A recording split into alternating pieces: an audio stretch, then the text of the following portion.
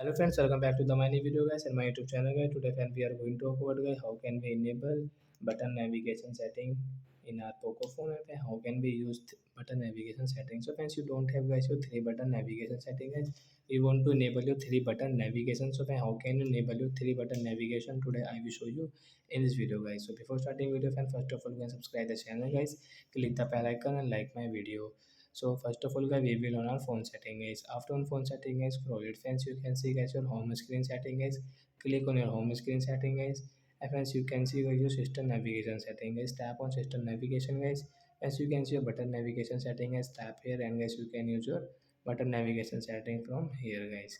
So as you can see guys, your button navigation will enable guys. You can use your three button navigation, back button, home button guys, you can use from here guys.